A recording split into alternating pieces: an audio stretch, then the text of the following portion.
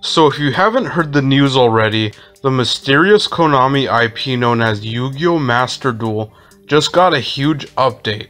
It was a title that was announced last year in Jump Fiesta 2020, and not many details were given, but many people speculated that Master Duel might be a Yu-Gi-Oh simulator, like the one we've all wanted for a long time. And it turns out that this was the case, since Konami unveiled some brief gameplay in the Digital Next conference. But as the name suggests, we will be able to play full-fledged Yu-Gi-Oh with the Master Rule format, which means we'll finally have full access to extra deck monsters and even pendulum monsters if they want to make this an actual Yu-Gi-Oh simulator. It would make sense since Master Duel is going to accommodate the TCG and the OCG formats, and it's going to be interesting how they're going to deal with each respective ban list. But speaking about the ban list, this brings me to my next topic that Konami spoke about. They mentioned implementing tournaments through Yu-Gi-Oh Master Duel, and these tournaments are meant to appeal to both casual and competitive players. But it looks like they're taking this tournament scene to the next level, and it looks like Konami wants to make an official Yu-Gi-Oh Master Duel tournament event at the Yu-Gi-Oh World Championship, presumably at 2022. And this is truly a dream come true, because online Yu-Gi-Oh tournaments are precisely what I've wanted for a long time. And it's also something that I spoke about in a previous video about how Konami could have prepared for the pandemic.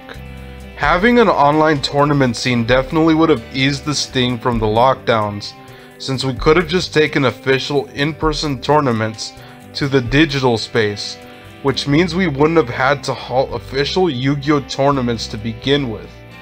But now that Konami has expressed wanting to include Master Duel tournaments, this makes me think about the potential for anyone to be able to host their own personal tournaments, which is a great feature to have if you want to have an event with friends.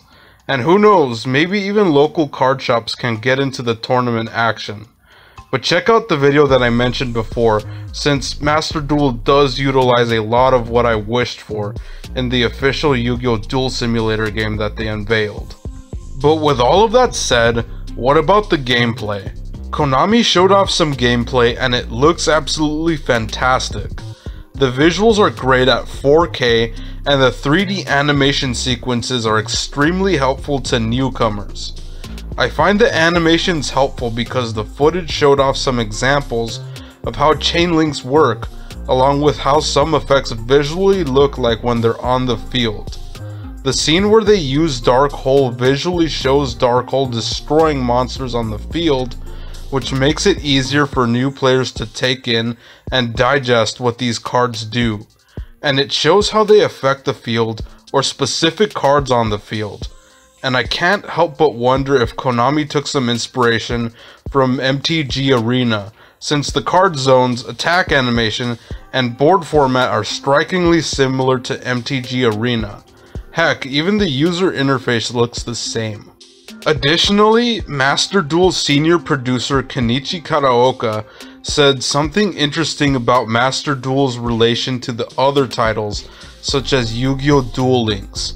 Karaoka said that he recommends Duel Links for newcomers, and while this doesn't seem too significant, I think it does put into perspective that Master Duel does have a bit of a learning curve, just like how the physical card game has. And this is important to note because it conveys the idea that a full-fledged Yu-Gi-Oh! Simulator like Master Duel will not complete with something like Duel Links, nor will it make Duel Links obsolete. And this makes sense since Duel Links has always been marketed to the casual audience, and it's been more of a prep game that can function as a gateway for beginners to eventually find their way to Master Duel, where they can be more familiar with playing actual Yu-Gi-Oh! And although Master Duel has a bit of a learning curve, the game will be more friendly to new players, since Karaoka did say that there will be an official prep tutorial present within the game. And this is noteworthy if you're familiar with the Yu-Gi-Oh! Games of the past, which have been laughable in terms of their tutorial systems for newcomers, And this is especially true if you played the handheld games that were present on the Game Boy. So the addition of the tutorial system along with the presence of the 3D animations further makes this game user-friendly, and it stands to reason that it will do wonders for building the Yu-Gi-Oh player base by making it easier for newbies to grasp the game with these small but meaningful features. But what about the elephant in the room? And by elephant I mean the price. What will be the pricing of Yu-Gi-Oh Master Duel? This has been the question in the Yu-Gi-Oh player base for a long time, especially when you talk about the potential for a Yu-Gi-Oh duel simulator. While Karaoka didn't really give a pricing system in the presentation video, it's still something that needs to be addressed. Many people have suggested a subscription-based method, but this is the unlikely case since Master Duel is going to be available for Xbox One, Xbox Series consoles, PS4, PS5, Steam, Nintendo Switch, iOS, and Android. This is unlikely since the game is present on console, which means you'll either have to pay an upfront cost at the store or the eShop, or it means that you'll have to download it from something like the PlayStation Store. But either way, this creates a few unnecessary hoops to jump through if you're playing on console. And it wouldn't make sense to have a subscription-based system, since after downloading or installing the game, it means that the game will have to spit you out to a Konami website to sign up for the subscription. Or maybe they could charge you a subscription fee within the game without having to go through a third-party site, or without having to create an account. The more likely case would be that it would involve either paying an upfront cost or microtransactions within the game. The upfront payment is more likely since they can instantly recoup their costs, but maybe it will mean that you will have access to a set few numbers of cards upon starting the game. The only question is, which cards will it allow you to have access to upon starting the game? To me, it would make more sense to have access to the most recent sets, since this is meant to be a full modern day Yu-Gi-Oh OCG and TCG experience. And it would make sense to have full sets and packs from other sets available for purchase either with in-game currency or with actual money. However, there's always the possibility that Konami could make it free to start and do more of a Duel Links model where you make in-game purchases.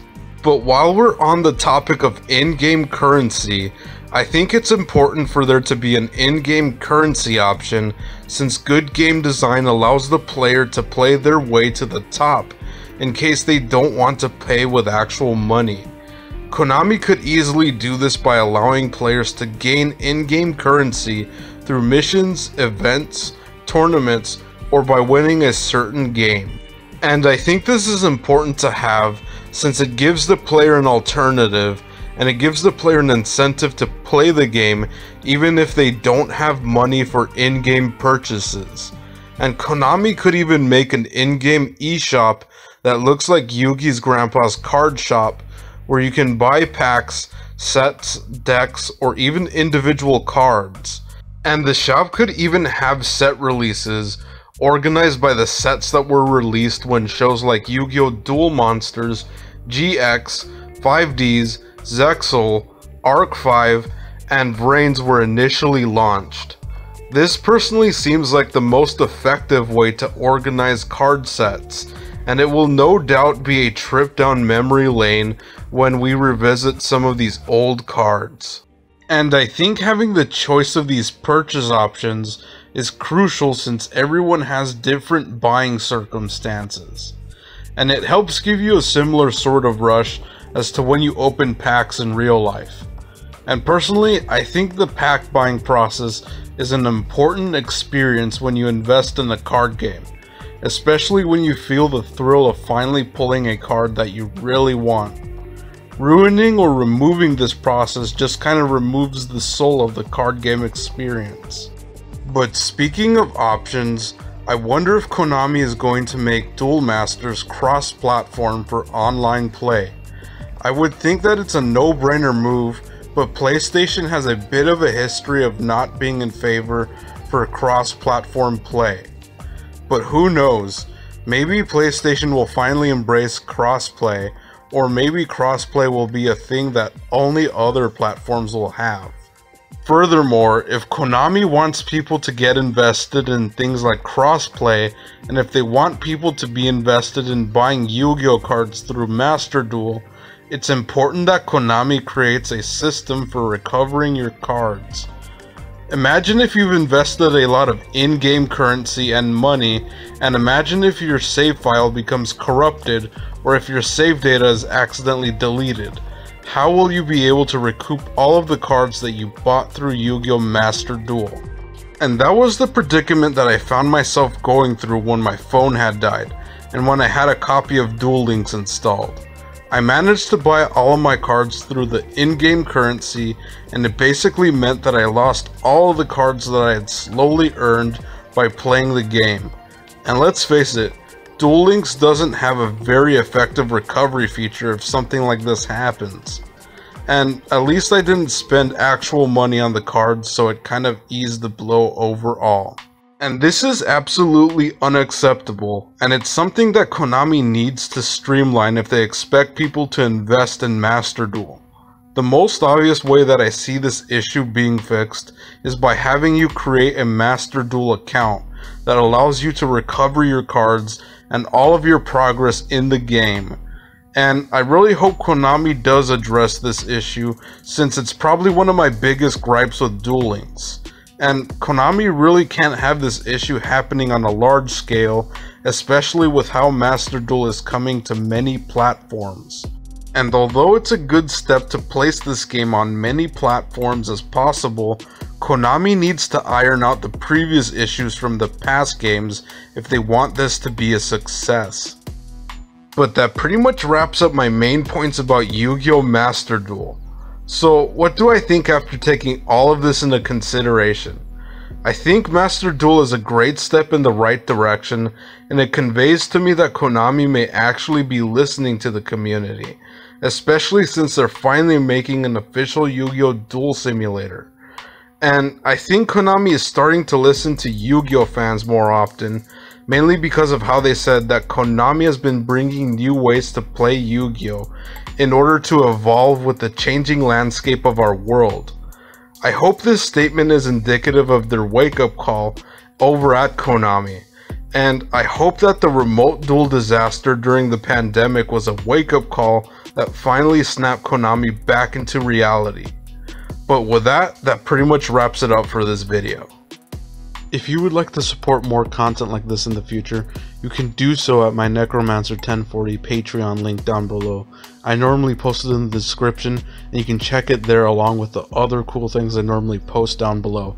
And with that, thank you so much for watching, thank you so much for your support, and I'll catch you in the next one. Alright, take care.